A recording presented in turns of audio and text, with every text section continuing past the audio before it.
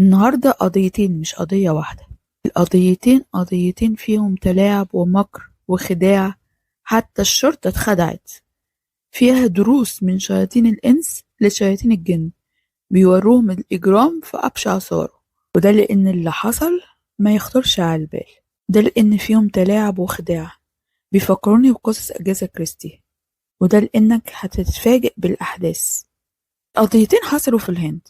أول واحدة في 5 سبتمبر 2017، كانت الساعة 7 بالليل في أحد المعابد في الهند في مدينة اسمها بني بات.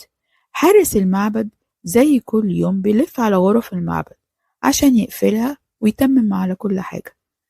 بس يومها كانت فيه مفاجأة مستنياه. في أحد الغرف كان فيه جثة واحدة مرمية في الأرض. على طول راح متصل بالشرطة، اللي لما جم لاحظوا إن الضحية المجرم مشوه وشها. استنتجوا إن المجرم بعد ما ارتكب جريمته كب على وش الضحية الأسيد، وده عشان يخفي ملامحها، وبالتالي يصعب على الشرطة إنهم يعرفوا هويتها، وبالتالي صعب إنهم يوصلوا له. وما زي ما عرفوش الضحية يبقى مش هيعرفوا المجرم. طبيعة الجريمة دي والطريقة اللي اتقتلت بيها الضحية نادر ما بتحصل في الهند، إن المجرم يشوه الضحية. على الرغم من المجهود اللي بذله عشان يشوه وش الضحية وأخفى ملامحها، لكنه ما خدش باله إن الضحية وهو بيرتكب جريمته وقع منها بطاقتها وكارنيه الكلية وتليفونها. ده لأن الشرطة لقوا جنبيها الحاجات دي، فأكيد دي تخصها.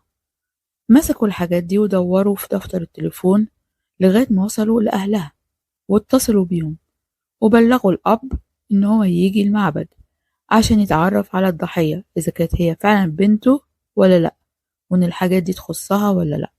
الأب والأم كانوا قلقانين على بنتهم، إنها من ساعة ما خرجت الصبح ما رجعتش تاني. خرجت راحت كليتها وما سمعوش عنها حاجة، والساعة بقت 7 بالليل ولا اتصلت بيهم ولا عرفوا يتواصلوا معاها، فكانوا قلقانين عليها.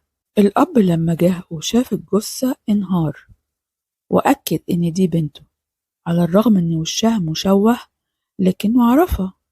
أكيد طبعا الأب مش هيتوه عن بنته،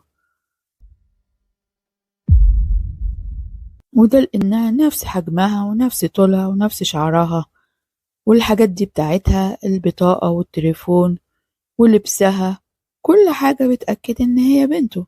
اسمها جيوتي، طالبة في كلية الفنون في السنة الثالثة. الشرطة طلبت منه إن هو يروح، وصوروا مسرح الجريمة والوضعية اللي كانت عليها الجثة وصورة الجثة وكل حاجة يحتاجوها الشرطة في التحقيقات اللي هيعملوها، وبعتوا الجثة للتشريح، وده عشان يحددوا سبب الوفاة، وكمان عشان يعملوا لها اختبار DNA. ده إجراءات روتينية بتتم مع كل جثة.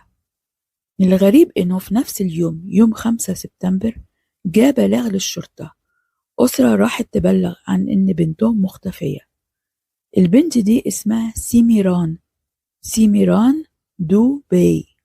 البنت دي مختفية من الصبح، من أول ما خرجت من البيت وراحت الكلية وما رجعتش، وأهلها مش عارفين عنها حاجة. صادم في الموضوع إن البنتين الضحية وسيميران كانوا في نفس الكلية ونفس السنة الدراسية ونفس الفصل، والاتنين اختفوا في نفس اليوم. الاتنين خرجوا من البيت وراحوا الكلية وما رجعوش. أهل سيميران كانوا قلقانين وخايفين على بنتهم، قال اللي يحصل لها زي ما حصل لجيوتي، وإن يكون في حد متتبعهم هما الاتنين وقاصدهم. لما عدى يومين على اختفاء سيميران ومفيش أخبار ولا حد يعرف عنها حاجة، الشرطة اتصلت بأبوها وطلبت منه إن هو يجي اسم الشرطة. لما جاء اسم الشرطة وروله صورة جيوتي، صورة الضحية، أما صوروها وهي في مسرح الجريمة. الراجل أبو سيميران مسك الصورة واتسمر في مكانه، قعد يبحلق فيها الفترة ساكت وبيبص، لدرجة إن الضباط استغربوا. انت ليه بتعمل كده؟ انت ليه بتبحلق كده في الصورة؟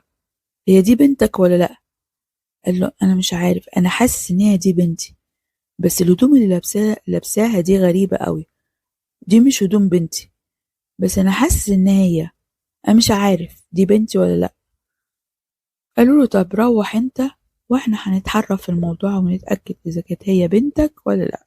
مسكوا تليفون اللي لقوه في مسرح الجريمة، تليفون الضحية. قعدوا يدوروا في التليفون، يدوروا على أي حاجة تدلهم على خيط يوصلهم لحل اللغز. لاحظوا إنها كان بتكلم شخص بعينه لفترات طويلة كل يوم كذا مرة. الشخص ده عرفوا إنه اسمه كريشنا. لما سألوا أهل جيوتي عنه قالوا للشرطة إنه الصديق المقرب لبنتهم وإنها بقالها شهور تعرفه.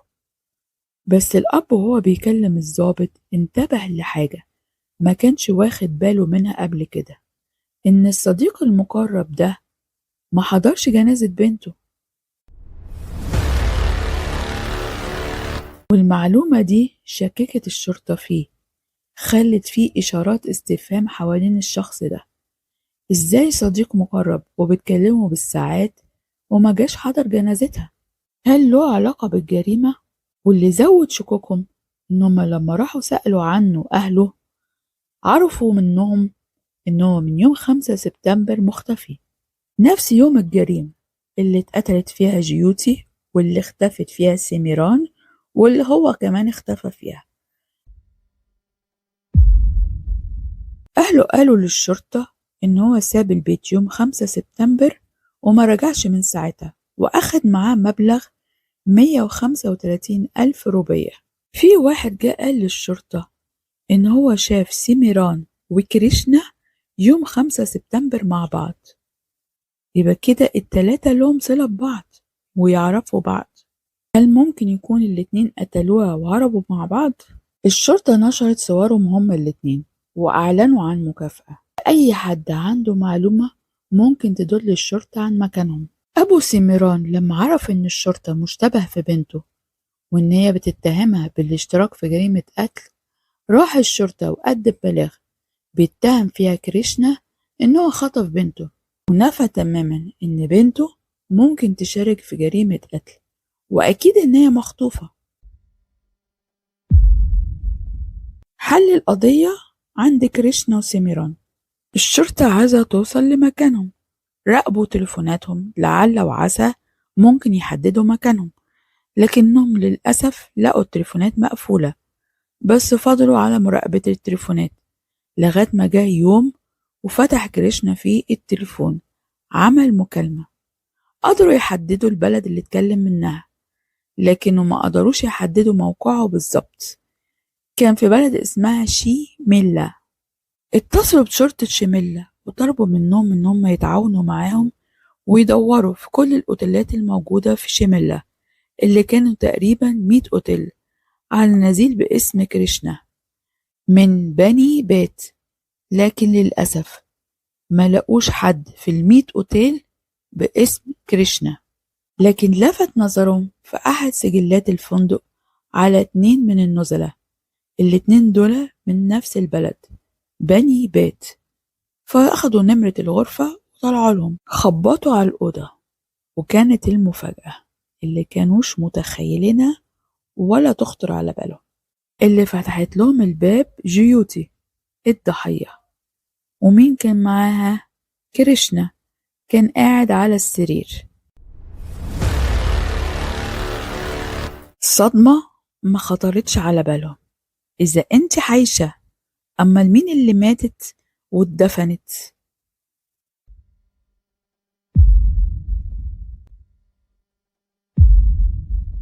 الاتنين كانوا نازلين بأسامي مزورة، كانوا مزورين بطاقتهم الشخصية، لكن ما خطرش على بالهم إنهم يغيروا اسم المدينة في بطاقتهم، وما يعرفوش إن الحاجة البسيطة دي هي السبب اللي وصلت الشرطة ليهم.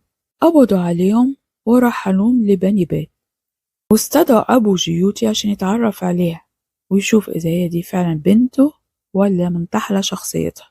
الأب كان في حالة ذهول وصدمة. البنت اللي لسه دافنها من يومين قدامه حية؟ ده ولا الأفلام الهندي. إزاي ده؟ أمال مين اللي أنا دفنتها؟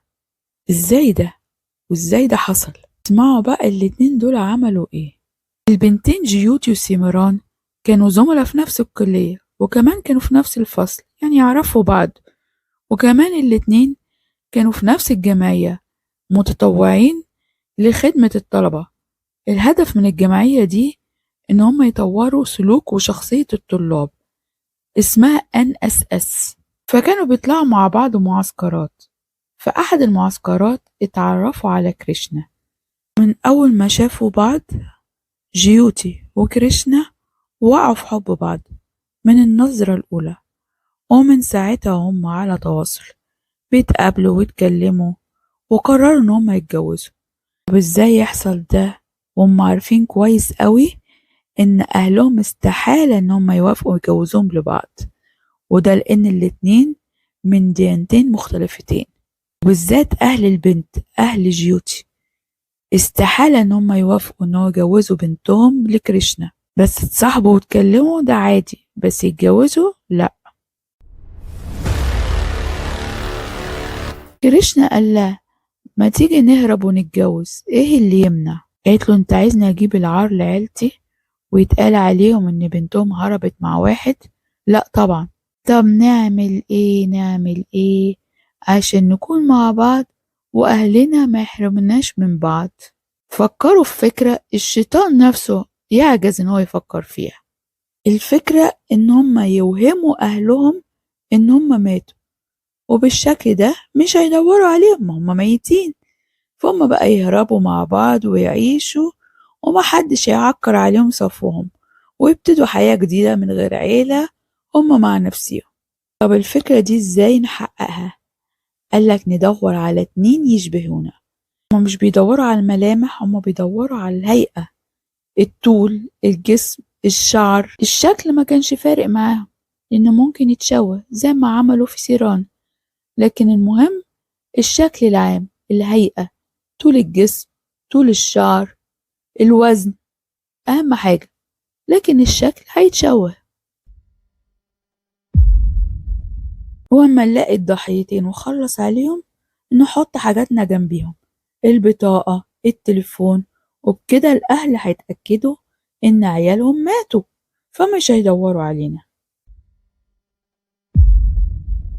ولسوء حظ سيميران إنه ينطبق عليها نفس المواصفات، نفس هيئة جيوتي، نفس طول شعرها، نفس جسمها، بدليل الأب نفسه اتعرف عليها وافتكر إن هي بنته، وكمان كانوا يعرفوا بعض، فسهل عليها إن هي تستدركها. وده اللي حصل.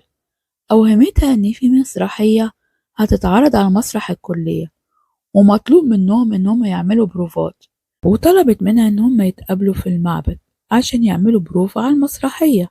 أما كريشنا فكان عنده الضحية التانية، صديقه اللي ينطبق عليه نفس المواصفات، اسمه مان جيت.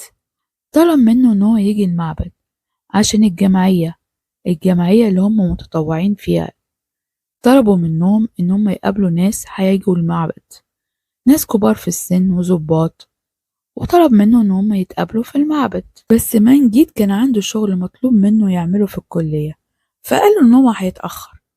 سيميران راحت المعبد زي ما اتفقوا، ولما وصلت كانوا محضر لها مشروب حاطين فيه منوم، ولما أغمى عليها كريشنا خنقها وخلص عليها. ولما اتأكدوا إن هي ماتت جيوتي غيرت لها لبسها، قلعت لبسها ولبسته لها، وحطت جنبيها تليفونها وبطاقتها وكارنيه الكلية عشان الأهل يتأكدوا إن هي جيوتي. بس فاتت عليها حاجة، ما انتبهتش إن الحلق والغويشة اللي لابساها سيميران تقلع حالها، وده السبب إن أبوه سيميران كان شاكك إن دي بنته، لأنه عارف كويس قوي إن الحلق والإسورة بتاعت بنته، لكن اللبس هو اللي ما كانش بتاع بنته، وده اللي خلاه متردد وما كانش عارف إن دي بنته ولا لأ. كده الجزء الأول من الخطة تم بنجاح. فاضل الضحية التانية. قعدوا مستنينه، اتأخر عليهم، كان مشغول في الكلية لسه له عمر. لما اتأخر عليهم اضطروا إن هم يمشوا، راحوا مدينة اسمها شانديجار. ومنها لمدينة شيميلا، ونزلوا في أوتيل رويال اللي اتقبض عليهم فيه.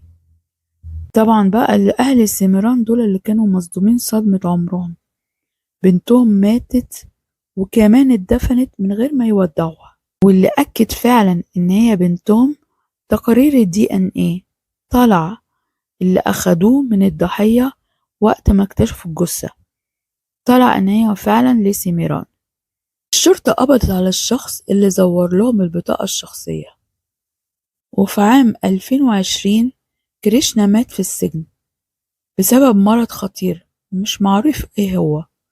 أما جيوتي في 28 مارس 2023 اتحكم عليها بالسجن مدى الحياة بتهمة القتل العمد. العجيب إن الشرطة أول ما شافت الضحية وشها مشوه وإن المجرم شوه وشها، على طول استنتجوا إن هو شوه وشها عشان يخفي ملامحها ويخفي هويتها. طب لو كان ده قصده، طب ما هو سابلكوا تليفونها وبطاقتها وكارنيه الكلية، هيعمل أكتر من كده إيه عشان تفهموا وتربطوا ما بين الاتنين وتستنتجوا إن هو بيخدعكوا، إن هو ساب الحاجات دي عن قصد ما وعدش منه. مش معقولة كل الحاجات دي وقعت منه وما شافهاش. والفكرة الشيطانية اللي فكروا فيها الاتنين دول عشان يفضلوا مع بعض، فكروا في كل حاجة إلا حاجة واحدة، الاتنين اللي هيستخدموا جثثهم عشان يوهموا أهلهم إن هم ماتوا. طب ما الاتنين دول لهم أهل هيدوروا عليهم، ساعتها خطتهم هتنكشف لأن أكيد الشرطة هتوصل لهم، ما أكيد ما تبخروش يعني، فأكيد هيدوروا عليهم. ما جاش في بالهم الفكرة دي خالص، ولا يمكن فكروا فيها بس شايفين إن هم أذكى من الشرطة وإنهم صعب إن هم يوصلوا لهم بما إنهم غيروا أساميهم وبطاقتهم الشخصية، فكل حاجة متغيرة، إزاي هيوصلوا لهم؟ وجيوتي اللي شايفة فكرة إنها تهرب مع حبيبها هتجيب العار لأهلها، لكن كده هي ما جابتش العار لأهلها. انتوا ايه رأيكم في القضية؟ اتصدمتوا زيي ولا شكيتوا إن الضحية مش جيوتي؟ أحب أسمع رأيكم.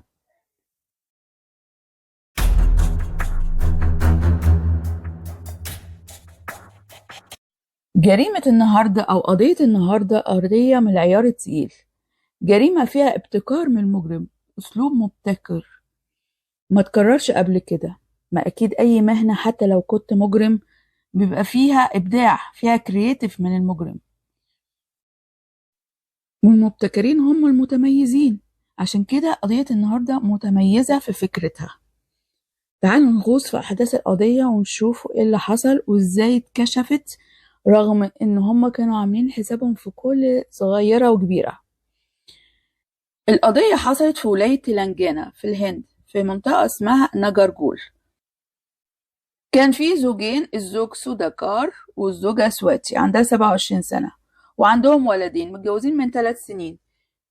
في يوم 26 نوفمبر 2017 فجأة الزوج بيحس بتعب شديد جدا وبيغمى عليه، فالزوجة بتتصل بسرعة بابن عمه عشان يجي يسعفه ويروح المستشفى، لأنها طبعا كانت لوحدها. فلما راحوا المستشفى عملوا له الإسعافات الأولية وكتبوا له خروج في نفس اليوم لأن ما كانش عنده حاجة. والزوج طبعا بيسأل مراته ايه اللي حصل، انا ازاي جيت المستشفى وايه اللي حصل لي واغمى عليا ازاي، فبتقوله ان هو كان سكران ووقع من على السرير يتخبط فاغمى عليه، وانها اتصلت بابن عمه وجاء اخدك ورحنا المستشفى. اما بيكتبوا له على خروج بيروح البيت وابن عمه بيكون معاه لغايه تاني يوم لغايه ما اطمن عليه تماما ان هو بقى بخير وكويس وهو مش محتاج منه حاجه وروح بيته. في نفس اليوم اللي مشى فيه ابن عمه اللي هو يوم 27 نوفمبر في 4 رجالة اقتحموا البيت وكانوا ملثمين، تقريبا كانوا فاكرين ان هما لسه في المستشفى، ففوجئوا بالزوج قدامهم. طبعا هو حاول يقاومهم، ضربوه بقوة، اغموا عليه، كبوا على وشه بنزين وعلى جسمه وولعوا فيه النار وطلعوا يجروا. طبعا الزوجة اخدته بسرعة وودته المستشفى الخاص عشان يتعالج وقبل ما يحصل له حاجة من نتيجة الحروق، وفي نفس الوقت بلغت اهلها واهله باللي حصل. فطبعا اخوه راح بلغ الشرطة على طول على الحادثة اللي حصلت عشان يقبضوا على اللي عملوا كده يعني. ولانه حصل له تشوهات في وشه، الدكتور طلب ان هم لازم يعملوا له عملية تجميل في وشه عشان يصلحوا التشوهات اللي حصلت له في وشه. الزوجة وافقت على طول لأنه ما كانش عندهم مشاكل مادية، لأن هو كان رجل أعمال. طبعا قبل ما يعملوا له عملية التجميل كانوا بيعالجوه من آثار الحرق اللي حصل له يعني والالتهابات.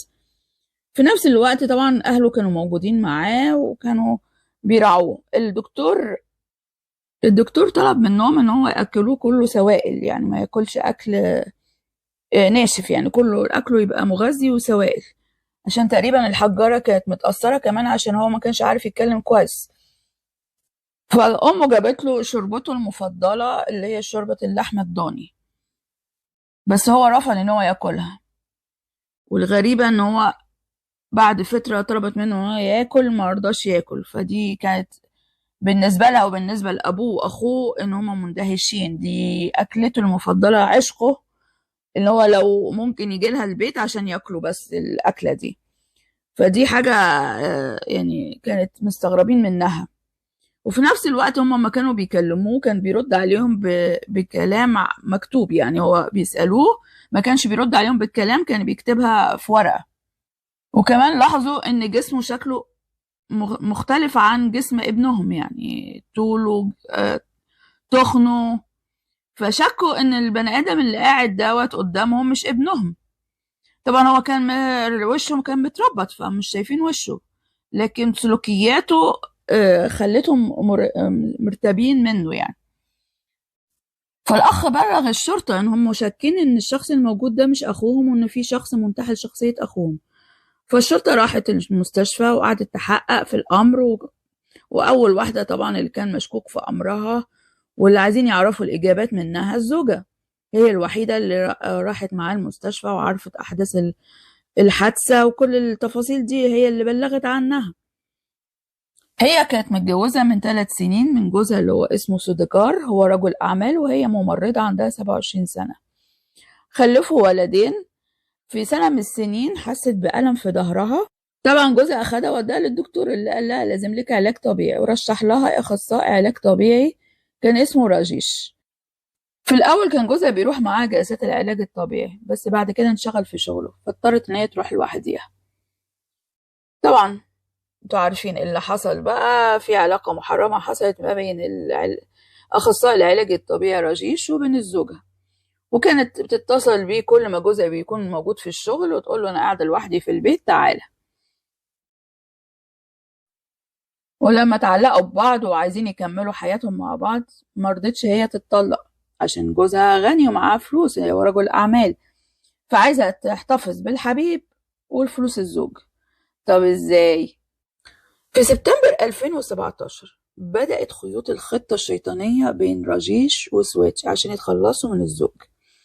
سواتي كانت شافت فيلم أو حلب فكرة شيطانية ازاي تتخلص من جوزها من غير ما تنكشف وتبقى الجريمة الكاملة، وتاخد فلوس جوزها وتعيش مع حبيبها من غير ما يبقى فيه أي شكوك ناحيتها. بعد ما اتفرجت 20 مرة على الفيلم عشان تختمر الفكرة في مخها وتنفذها على أكمل وجه وما تنكشفش ومبقاش فيه أي ثغرة في الخطة. كانت الفكرة منقسمة إلى خطوتين أو شقين. ليلة 26 نوفمبر يعني اليوم اللي قبل 26 كان يوم تنفيذ الخطة. أول خطوة من الخطة كان العشيق مستخبي في بيت الزوج ومستنيه لغاية ما يرجع من الشغل، وأول ما رجع من الشغل طبعا فاجئه من ظهره وضربه وأغمى عليه. وبعد كده سواتي اتصلت بابن عم الزوج وقالت له إن هو وقع من السرير واتخبط وأغمى عليه وتعالى نوديه المستشفى. هما 27 نوفمبر ابن عمه مشى من البيت، هي اتواصلت مع حبيبها رجيش وبعتت له رسالة وقالت له تعالى ابن عمه مشى تعالى دلوقتي. وبما انها كانت ممرضة فهي حقنت سجار بمخدر، هو كان نايم. فما جاء العشيق هما الاتنين مسكوا مخدة وضغطوا على بقه، وكمان ضربوا بماسورة حديدية لغاية ما خلص عليه تماما، وقعد شوه وشه عشان محدش يتعرف عليه خالص. ولفوه في ملاية وحطوه في العربية ودوه في أقرب غابة كانت قريبة من مكان سكنهم، ورشوا عليه بنزين وولعوا فيه عشان كده يخفوا أي دليل أو أي أثر ليهم ومحدش يتعرف عليه تماما. وبكده نجحت الخطوة الأولى من الجريمة. الخطوة التانية بقى اللي هي فيها الكرياتيف واللي فيها الإبداع والتميز، إن لازم الزوجة سواتي تحرق وجه حبيبها عشان يحصل له تشوهات ويضطروا يعملوا له عملية تجميل، وبعملية التجميل ده يبقى شبه الزوج وينتحل شخصية الزوج، تاخد فلوسه وتعيش مع حبيبها. ده بقى الإبداع في الموضوع. طب هتعمل ايه؟ اول حاجة عملوها قبل ما ينفذوا الخطوة دي انهم راحوا استشاروا دكتور جراح تجميل. قال لهم عشان واحد يعمل عملية تجميل في وشه لازم يكون في حروق في وشه بنسبة 30%. فهي بدأت تكب شوية شوية الأسيد على وشه لغاية ما وصلت للدرجة، بما انها ممرضة، لغاية ما وصلت لدرجة التشوه المطلوبة. وبعد كده أخدته المستشفى خاص وحصل بقى الخطوات اللي احنا قلناها. وبعد كده الشرطة جت المستشفى بناء على البلاغ اللي قدمه الأخ، عشان الشخص الموجود ده مش أخوه، إن هو عايزين يعرفوا فين أخوه ومين الشخص المنتحل شخصية أخوه. فطبعا حققوا مع الزوجة الوحيدة اللي عارفة اللي حصل. قالت لهم نفس القصة اللي حكيتها، طبعا ما دخلتش في عقلهم بنكلة، فضغطوا عليها. قالت لهم ان هي كان بتروح لاخصائي علاج طبيعي عشان ظهرها، وان هي اكتشفت ان هو اخد لها صور غير لائقة ما كانتش واخدة بالها، وبدأ يبتزها وطلب منها ان هي تعمل معاه علاقة عشان ما يبلغش جوزها وان هي ينشر الصور دي. فراحوا المستشفى قدروا يخدعوا الشخص اللي منتحل شخصية الزوج، اخدوا منه بصمات صوابعه من غير ما يحس طبعا، ودهوها ببصمات صوابع الزوج اللي طلعت طبعا مش هي. وفي نفس الوقت كانوا بيدوروا على الرشيش وما لقوهوش. ولما قالوا لها بقى ان بصمة صوابع الشخص الموجود في المستشفى مختلفة عن بصمة صوابع جوزك، فقالت لهم بقى الحقيقة الخطة الشيطانية اللي هي عملتها مع حبيبها. بس اللي ما كانوش عاملين حسابهم حكاية الشوربة دي، لان هو طلع نباتي اللي هو الرشيش، يعني هو تحمل الحروق اللي حصلت في وشه لكن ما تحملش ان هو يشرب حاجة هو ممتنع عنها. سبحان الله. على الرغم ان هي قعدت اسبوع تعلمه ازاي يمشي وازاي يتكلم وياكل ايه ويشرب ايه عشان يتقمص شخصية الزوج ويبقى ياخد الدور ويمثله بصح، لكنه من اول امتحان فشل فيه. اتقبض على سواتي في 10 ديسمبر 2017 ولقوا جثة الزوج، وطبعا رشيش اتقبض عليه وهو في المستشفى. اهل سواتي ابوها وامها اما عرفوا هي عملت ايه طلبوا السلطات ان هم يعدموها. تخيلوا. انا حاولت ادور في كل المصادر على الحكم اللي طلع عليهم بس ما فيش حد ذكر. مفيش الا مصدر واحد قال ان هي بعد 8 شهور دفعت الكفالة وخرجت. اتحكم عليها بكام الله اعلم، بس مفيش حد راح لها ولا تعاون معاها من قرايبها ولا كلمها واعتبروها ماتت. يعني اتفاجأتوا زيي ولا ما اتفاجأتوش؟ هل القصة عجبتكم ولا ما عجبتكوش؟ انا بجد عجبتني.